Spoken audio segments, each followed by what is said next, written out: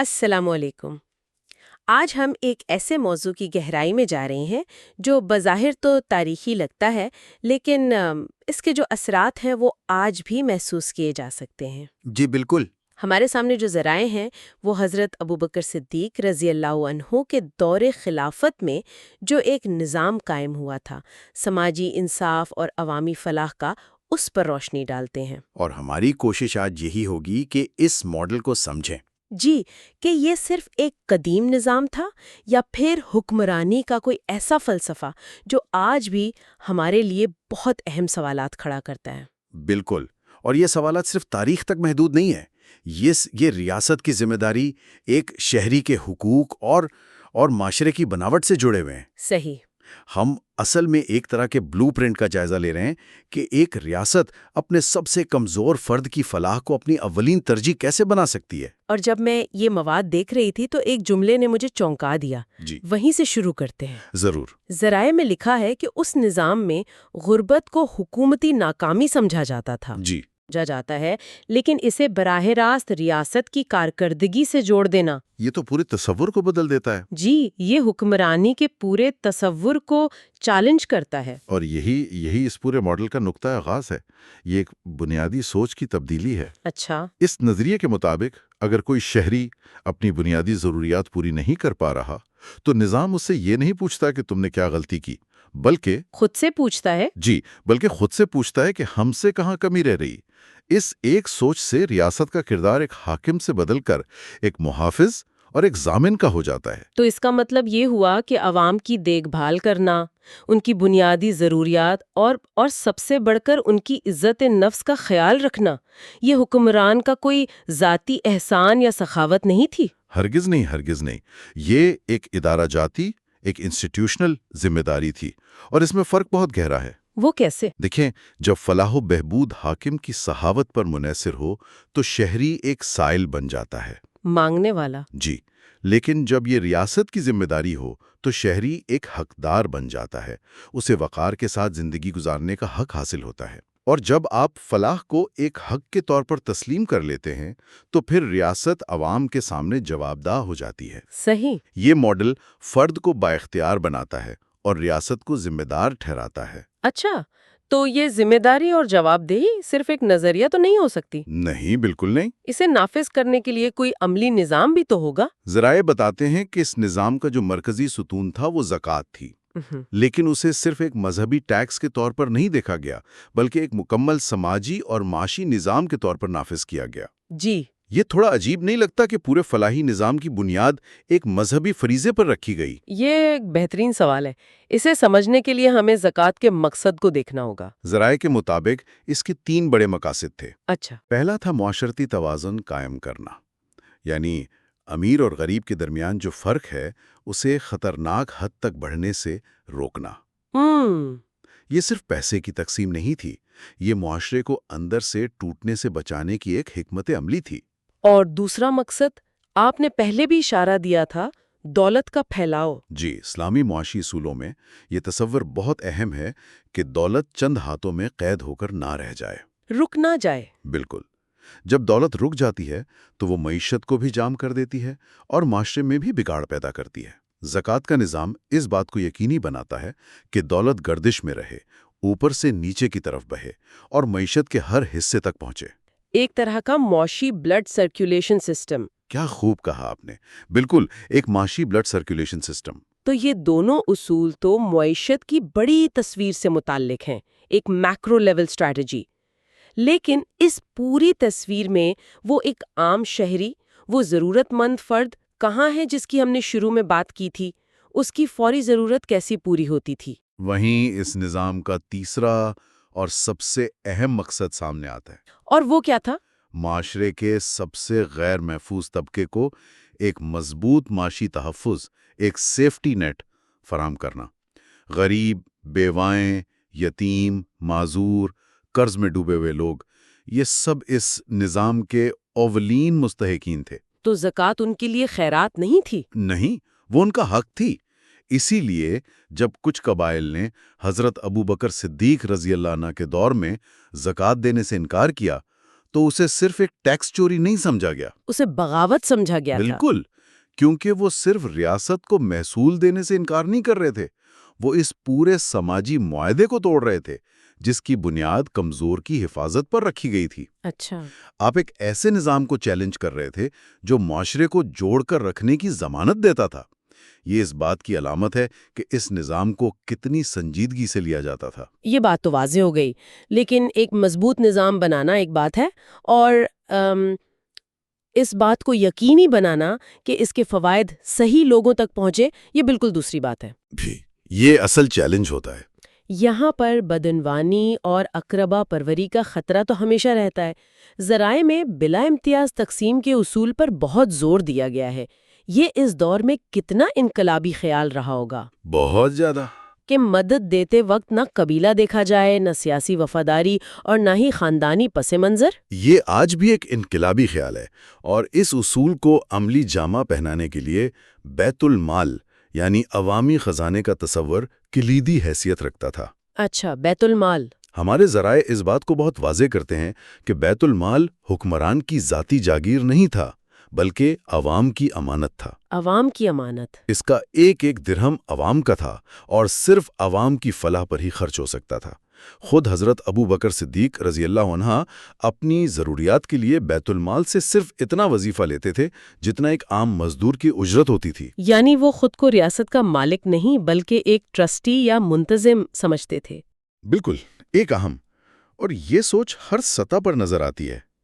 جب وسائل کی تقسیم کی باری آتی تو اصول صرف ایک تھا: ضرورت۔ صرف ضرورت۔ یہ نہیں دیکھا جاتا تھا کہ کون زیادہ بااثر ہے یا کس کا تعلق حکمران قبیلے سے ہے۔ اس سے معاشرے میں ایک بے مثال اعتماد پیدا ہوا۔ لوگوں کو یقین تھا کہ نظام اندھا ہے، یہ چہرے نہیں دیکھتا، صرف ضرورت دیکھتا ہے۔ صحیح۔ جب آپ بلا امتیاز تقسیم کے اصول کو بیت المال بطور عوامی امانت کے تصور سے جوڑتے ہیں، تب ہی حقیقی انصاف کی بنیاد پڑتی ہے۔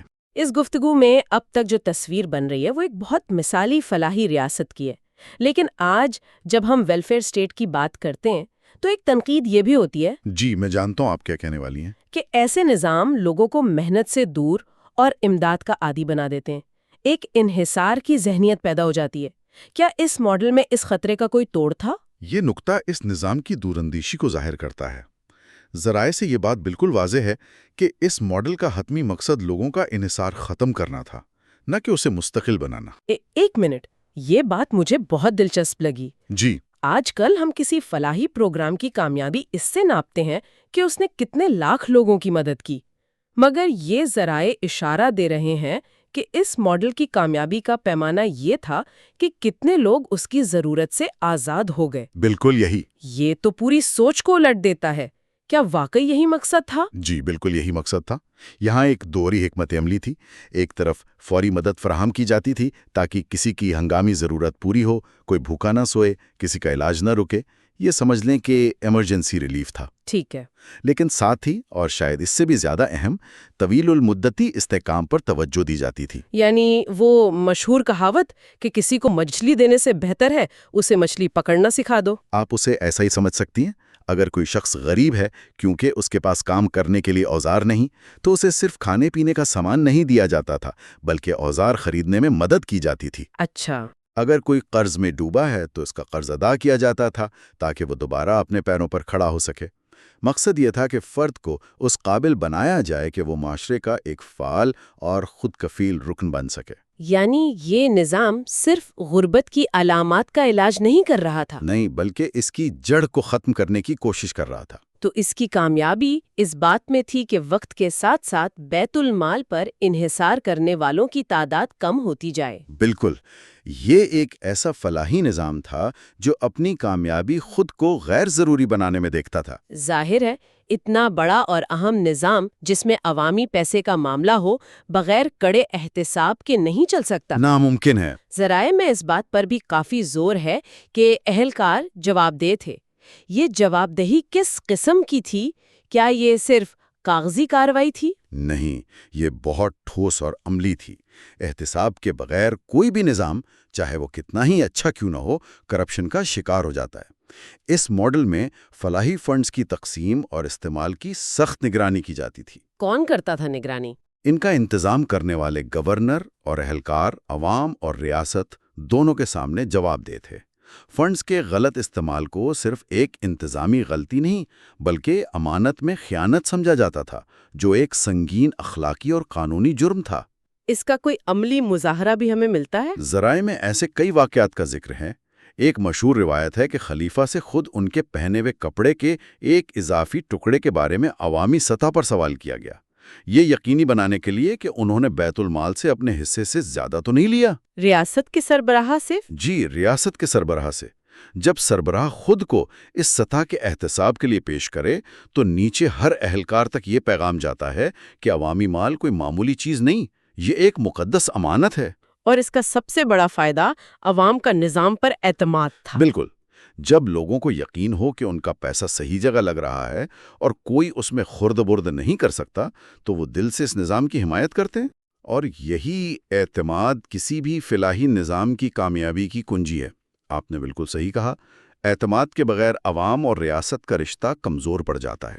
یہاں تک کہ گفتگو سے یہ واضح ہے کہ یہ ایک بہت جامع اور مربوط ماڈل تھا جس کے ہر حصے کو بہت سوچ سمجھ کر بنایا گیا تھا۔ اب ہم آج کے دور میں آتے ہیں۔ جی، یہ صدیوں پرانا ماڈل آج کے ڈیجیٹل معیشت، مصنوعی ذہانت اور جدید ریاستوں کے لیے کیا معنی رکھتا ہے؟ کیا ہم اس سے کوئی سبق سیکھ سکتے ہیں؟ یقیناً، اور شاید آج اس کی اہمیت پہلے سے بھی زیادہ ہے۔ آج ہم فلاحی اسکیموں کے لیے ٹیکنالوجی اور بگ ڈیٹا کا استعمال کرتے ہیں۔ صحیح۔ یہ ماڈل ہمیں کچھ بنیادی اصول یاد دلاتا ہے۔ پہلا اصول ہے ڈیٹا کا اخلاقی استعمال۔ ہم ڈیٹا کی مدد سے مستحق افراد کی نشاندہی ضرور کریں، لیکن اس عمل میں ان کی عزت نفس کو مجروح نہ کریں۔ ان کی پرائیویسی کا خیال رکھا جائے۔ بالکل، ان کی ذاتی معلومات کی حفاظت کو یقینی بنائیں۔ کسی کو اس لیے مدد سے محروم نہ کیا جائے کہ وہ ڈیجیٹل طور پر ان پڑھ ہے۔ اور دوسرا اصول ڈیجیٹل رسائی کا ہوگا، یعنی ایسا نہ ہو کہ ٹیکنالوجی خود ایک رکاوٹ بن جائے۔ جی، ایک دیوار بن جائے۔ اور کچھ لوگ اس وجہ سے نظام سے باہر رہ جائیں کہ ان کے پاس اسمارٹ فون یا انٹرنیٹ نہیں ہے۔ بالکل، ٹیکنالوجی کو سہولت بننا چاہیے، رکاوٹ نہیں۔ تیسرا اور اہم سبق شفافیت کا ہے۔ ٹیکنالوجی کا استعمال کرپشن کے راستے بند کرنے اور نظام کو مزید شفاف بنانے کے لیے ہونا چاہیے، نہ کہ اسے مزید پیچیدہ بنانے کے لیے۔ جی، نہ کہ اسے مزید پیچیدہ اور مبہم بنانے کے لیے، جہاں عام آدمی کو سمجھ ہی نہ آئے کہ فیصلہ کیسے ہو رہا ہے۔ اور سب سے اہم بات جو ذرائع میں کہی گئی ہے، اس کا اطلاق آج بھی ہوتا ہے۔ اے آئی ہمدردی کا نعم البدل نہیں۔ یہ اس ماڈل کا نچوڑ ہے۔ آپ کتنے ہی جدید الگوریدم اور مصنوعی ذہانت کا استعمال کر لیں، وہ انسانی ہمدردی، وقار اور انصاف کے جذبے کی جگہ نہیں لے سکتے۔ آر ہی رہنا چاہیے۔ یہ بہت اہم نکتہ ہے۔ یہ صدیقی ماڈل کا سب سے بڑا سبق ہے کہ نظام انسانوں کے لیے بنائے جاتے ہیں، انسان نظاموں کے لیے نہیں۔ تو اگر ہم آج کی گفتگو کا خلاصہ کریں تو ہم نے حضرت ابو بکر صدیق رضی اللہ عنہ کے فلاحی ماڈل کے چند بنیادی ستونوں کو سمجھنے کی کوشش کی۔ جی، پہلا، فلاح و بہبود ریاست کا فرض ہے، کوئی احسان نہیں۔ دوسرا، زکوٰۃ صرف ایک مذہبی رسم نہیں بلکہ ایک مکمل سماجی و معاشی نظام ہے جو دولت کی منصفانہ گردش کو یقینی بناتا ہے۔ تیسرا، وسائل کی تقسیم غیر جانبدارانہ اور صرف ضرورت کی بنیاد پر ہونی چاہیے۔ چوتھا، نظام کا حتمی مقصد انحصار پیدا کرنا نہیں بلکہ اسے ختم کر کے فرد کو خود کفیل بنانا ہے۔ اور پانچواں، سخت احتساب کے بغیر کوئی بھی نظام عوام کا اعتماد حاصل نہیں کر سکتا۔ جی، یہ اس ماڈل کے بنیادی اصول ہیں، اور آخر میں گفتگو کو ایک غور طلب سوال کے ساتھ ختم کرنا چاہوں گا جو براہ راست ہمارے ذرائع کے فلسفے سے ہی نکلا ہے۔ ضرور۔ اس ماڈل کا ایک بنیادی اصول ہے کہ ریاست کی عظمت اس کے امیروں کی تعداد سے نہیں بلکہ اس بات سے ناپی جاتی ہے کہ وہ اپنے کمزور ترین فرد کی حفاظت کیسے کرتی ہے۔ یہ ایک بہت گہری بات ہے۔ اب اس اصول کو آج کے ڈیجیٹل دور پر لاگو کیجیے۔ آج کے معاشرے کا سب سے کمزور فرد کون ہے؟ کیا وہ شخص جس کے پاس انٹرنیٹ یا اسمارٹ فون تک رسائی نہیں اور وہ ڈیجیٹل دنیا سے کٹ چکا ہے، یا وہ شخص جس کا تمام ذاتی ڈیٹا بڑی کمپنیوں اور حکومتوں کے پاس ہے اور اس کی اجازت کے بغیر اس کی زندگی کے بارے میں فیصلے کرنے کے لیے استعمال ہو رہا ہے؟ یہ ایک بہت اہم سوال ہے۔ یہ سوال اس تاریخی ماڈل کو ہمارے لیے ماضی کی ایک کہانی سے کہیں زیادہ آج کے لیے ایک اہم رہنما اصول بنا دیتا ہے۔